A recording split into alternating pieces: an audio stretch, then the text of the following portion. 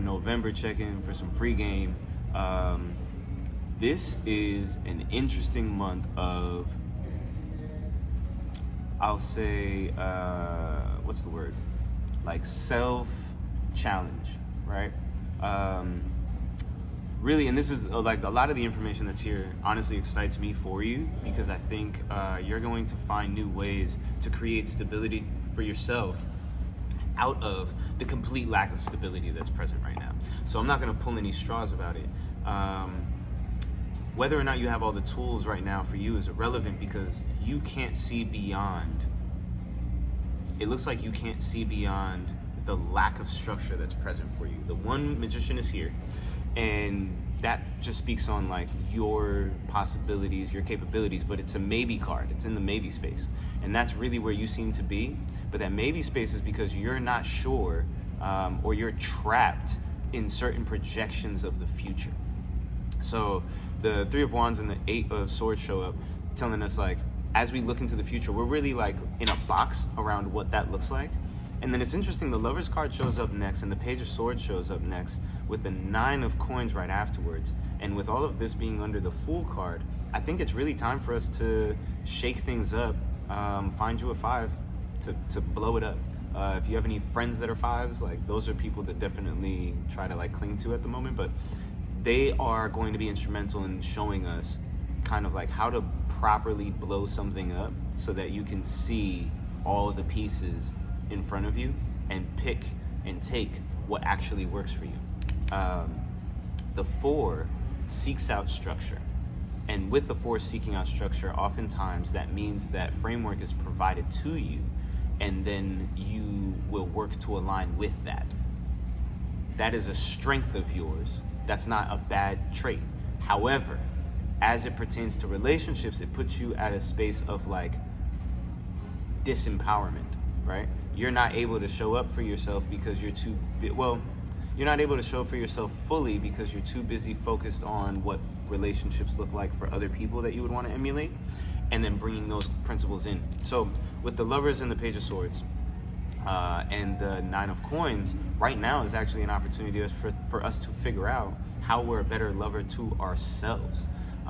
What ways we need others to communicate with us so that we can feel loved, we can feel valuable.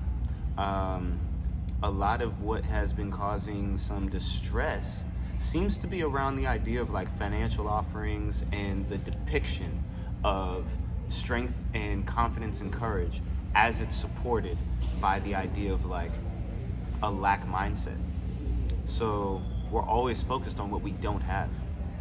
And because we're always focused on what we don't have, there's no way for us to come across as the confident, stable, secure being that our life path calls us to be. As a result, people around you feel that dissonance and don't want to be there. So the heartbreak that's showing up here, or the thing that's making us go like, yo, like, why can't I find anyone to fit this idea, or to fit this package, or to fit this checklist? And the reason why is because the checklist is not for you. It's someone else's checklist. Someone else gave that shit to you. So until you're in a space where you're able to take ownership for everything on that checklist, you're going to be disappointed by way of a metric that doesn't even apply to you. It's not even yours. You don't even want that type of thing. You don't want that type of relationship. And so instead of looking at what we don't have, reining in that Four energy and using it to figure out where the walls actually are, where the structure actually is, where we are finding security, or where we can find security. Because I think if we go, it's like if you go, oh, okay, I need 5x5 walls on all sides in order for me to feel comfortable. And then those walls crumble. Turns out you have 20x20 on a wall around you that's keeping you safe from everything that you were freaking out about while you were in this little space, but you weren't able to actually navigate. You couldn't utilize the space because of fear, because of what someone else told you is required in order for you to remain safe. So to recognize, oh, there's actually a huge box around us, and we can even call that box God in this scenario, like the being protected, being sheltered underneath. By acknowledging that we are sheltered, by acknowledging that we are in the structure already, and that everything that we fear is outside and its only way inside is through us opening the door, we can breathe, we can relax into the space, we can recognize I'm actually good. And because I'm good, you're gonna have to convince me to let you into the space. When you come knock at the door, there's a little peephole, and I can speak to the person, I can see the person, I can see what they have to offer, we can have a conversation, but I don't need to bring you into the structure. And the problem could be that we're seeing people vacate the structure in like the distance between the 5x5 space and the 20x20 space, because these are all people that you let in, and they're not actually supposed to be inside your structure. And so I think what we can really focus on is being okay with the silence inside the big structure, because there's going to be enough room to kind of like echo. And in that, we can learn to balance our addictions.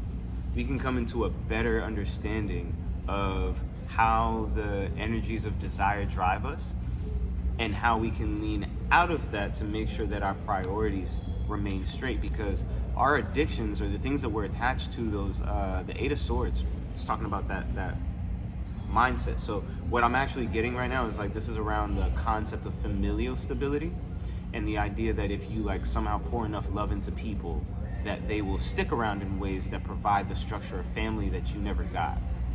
That's not how this works. The only person who's capable of providing the structure you never got is you, because you're the only one who saw what was missing. You're the only one who saw where your puzzle pieces weren't being met and fully connected with. And so the acknowledging that you are not the 5x5 space, but you're the 20x20 space, puts you in a place where you go, oh, I actually have borders and boundaries that are larger than I originally thought, which means, one, my structure is bigger than I thought. I can take some confidence with that.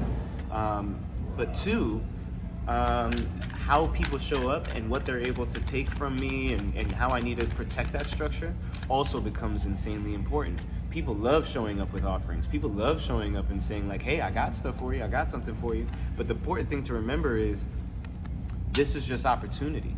There's a wide open field, and while the Page of Pentacles says like, hey, I can do a lot with this, nothing's actually being done yet. As a matter of fact, in most cases, we're still marveling at the fact that something can be done with the space, less so that we're actively working on it. So I think it's just about recognizing the difference between desire and possibility, what we really have in front of us versus what we're trying to build.